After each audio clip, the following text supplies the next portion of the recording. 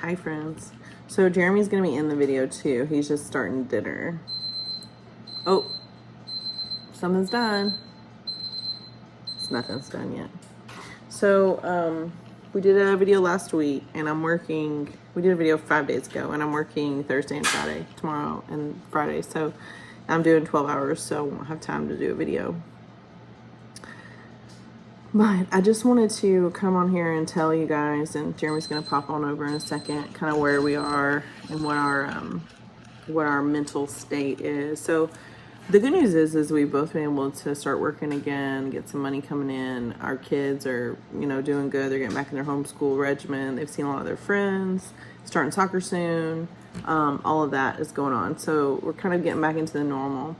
Had an interesting conversation today via Messenger about just kind of speculating on would we hi, welcome. Hello.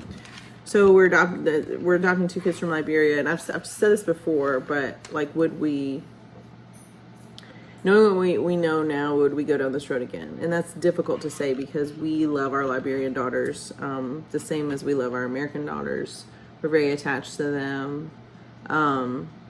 But were we not matched, we had no idea about them and they were just an idea in our head, would we bow out and go a different option to grow our family? And before you answer, can I add to that too?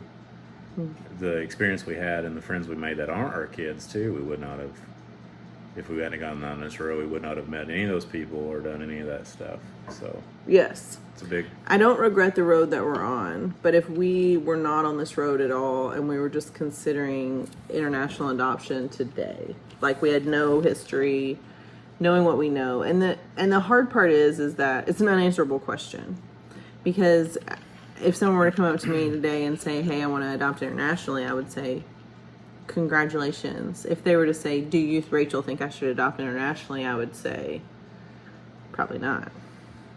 And the reason I have for that is the U.S. State Department doesn't support us at all in this. There is no congressional leadership that's come to our aid or any of the family's aid, so to speak. There are no Liberian government officials that have stepped up and really stood in that gap for these kids. We know about the kids, we know about the need. So, and meeting the kids, especially the unmatched kids, it changes you. Not only do you want to take more than you already have committed to, but you want to advocate for more families to adopt. But when I weigh that against the cost, and I think about your kids, I think about my American kids and what they've had to go through, and the separation and the loss and the fear and the anxiety that surrounds, like, will we ever see them again? And I told them our backup plan is we would just go be Liberian citizens and adopt them that way. But that's not an international adoption. That's a domestic adoption. That's moving away. That's not what we're talking about. So do I want to see young families go down this road? A part of me, yes, because I see the orphans that need you. But if you are just going to spend $100,000 and never get to adopt them because there's so much corruption, there's no clear paths, there's so many people with their hands out benefiting from your goodwill, do I want that for you? No. So, and it was an interesting conversation just with another family, and it's like nobody wants to quit. And adoptive families, people that pursue international adoption, are not typically quitters on anything. We're kind of odd. And sometimes it's okay to quit. It's okay to change venues. It's okay to go down a different road. We will never change our road, even if we have to go live in Liberia for 2 years and complete the domestic adoption that way and then immigrate, which is an option. Because we love our kids, but if we weren't already attached to them, would I recommend this road? Only because it doesn't seem like a road that's clear. When we started this process, there were kids. We saw one adoption under it could have been done in ended up taking 7 months to finish, but it could have been done in 5. So that was pretty crazy. That tipped the scales for us to want to adopt because we want these kids in our home. But If you think about $100,000, that's like 3 domestic adoptions if here not more in the States. You could get you could grow your family with 3 babies. There is, and there's infants too. Like there's still infants available, and those infants become more and more available every day as open adoption grows in favor. And as women are learning that this is not their body, but it's another person that they're making decisions for when they choose to terminate their pregnancies, they're learning a lot. And as these women learn about the life that was within them or is within them, they're making different choices. The lies that women used to believe that this was their body and there was no other person involved has changed. So, and thanks for that. You know, that's good news. But at the same time, the orphans in Liberia need us too. So do I want us to, I want there to be a better way. I want the leadership in Liberia to make better choices. I want the leadership within the U.S. State Department to make better choices. I just do. So, but I am going to visit our girls in November, even if we don't have any progress. So if you guys want to buy some, I got my Hishi necklace on and I got my bracelets on, Hishi bracelets on. There's a link in the description for just Noonday. That just helps with my trip. We don't really see that trip as like an adoption related expense because it's more just me wanting to get eyes on them. Different people have different views on that, but I'm not going to dip into our adoption savings account for that. We'll just have to earn that and spend it. It'll just be a braceless vacation. It could be a girls' trip for some of those other adoptive moms that have babies in Liberia that want to just get eyes on them. You can join me. So I think I'm going to ride a bus. So it's an interesting way for me to get there. And we haven't totally decided yet, so we're still open. Idea phase is still on the table. But our friends that live across the street came over for dinner last week and we were talking about me going back and how I can fly Royal Air Morocco for like $700 one way to Liberia. But it's a 33-hour journey because you have a 12-hour layover in Morocco. That I've heard they put you in a hotel. Did you ever get confirmation with Sam on that? I did. I gave you one job. I have one job? Really? So, but the 12-hour layover, and then you go to Liberia, it's another 4.5 hours. So I could do that. If I do that, I have to get to Miami somehow. Well, that's like a 3-hour drive. So Jeremy was just going to drive me to Miami. But then our friends across the street were like, oh, you can ride a bus, like a fancy, nice, I guess I'm assuming, it's not Greyhound, but it's a different brand of bus, and you can just ride the bus ticket. Your luggage is all in there. You sleep. It's like you're better than a plane, apparently.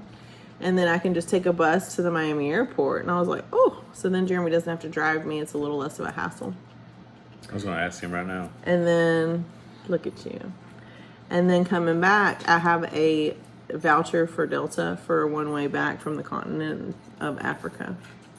So I can use that coming back. So I can fly Royal Air Morocco from Liberia to Morocco and then Delta from Morocco home. And then I don't have to take a bus back home. But I could, I guess. So I'm going to take a bus.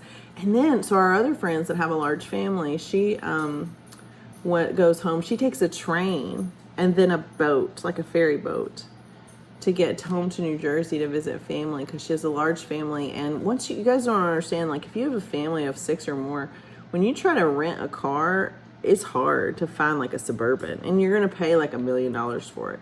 So she puts her expedition on a train and then on a ferry boat and just takes it with her. And then they ride on a train with like her and her kids. She's got all these kids. And so I'm like, man, if I could find a way to do a train, a boat, a bus, and a plane to see my kids in Liberia, that would be so fun. It's like planes, trains, and automobiles. And then the automobile that will pick me up, hopefully Emmanuel or Nelson will come get me in the Armada. Zeke's got to go to potty. Zeke's got to go potty. He's whining. I took him out earlier, but he probably needs to go. He's whining. So that's kind of where we are. So we miss our kids.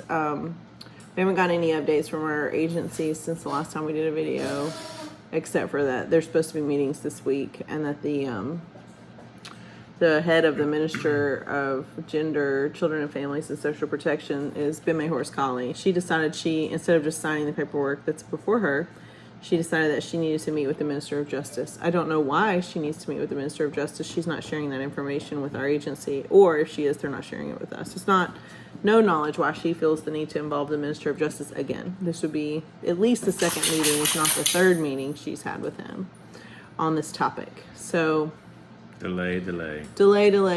Kids are dying.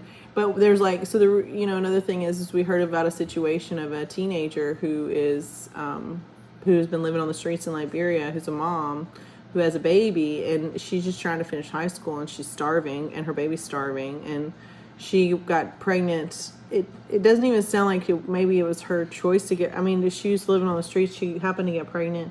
A lot of times they are forced into exploitation, so they may have gotten pregnant based on their trafficker selling them, or it could have been like she traded, something for food, or shelter or safety, which is also trafficking. But at least, I mean, or it could have been a consensual relationship, but then the dad's long gone. But she says she doesn't know who the dad is, so it makes me think it was more of a not her choice interaction that resulted in a pregnancy and subsequent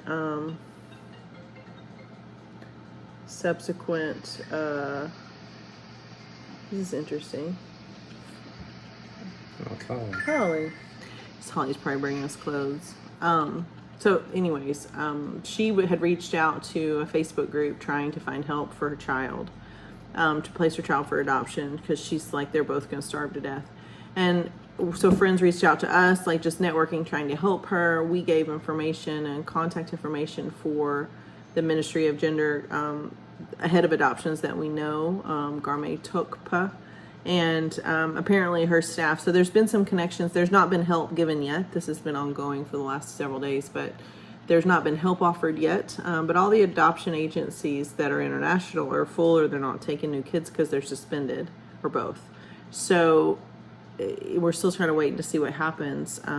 We know that we could reach out to Nelson. I'm sure Nelson could come up with something short term, just to keep this family fed. But she's trying to choose adoption for her child to save her child's life, and she has no option to do that. She's literally on Facebook reaching out to Americans begging for help, any help. And so she's not asking for money from us, or from me personally, or from my friend, or a friend of a friend, but she is asking for aid. And so that's a big deal. And nobody can get her aid. Like here, I mean, I noticed we had meal trains going for 2 different families at our church that are filling up pretty quick. I mean, it's literally a text and an email, and you can have people bringing you dinner because you're grieving, not because you're starving. So Liberia does have foundations and finance, like they do have things that they can, they're getting funding from other countries to help with this kind of stuff. So there are resources there, but whether or not they're going to land in this young lady's hands. These are the real life examples that we talked about with the MOG over and over again while we were there. Like, what are you going to do in this situation? You are delaying people that have opportunity to place their kid for adoption. They're going to be putting their kid in the ground. And this is exactly what we talked about. Because they're going to die. Over and over again. Like, what are you going to do if Small World goes out of business? What are you going to do with the kids in the home? What are you going to do with the kids that are already turned away because there's no room? It's just ridiculous. So you want to do that stuff on that one? Sure. Okay, I'm going to finish this up. Holly's bringing us close. Bless her. Thank you guys for your support and help. We will be back next week.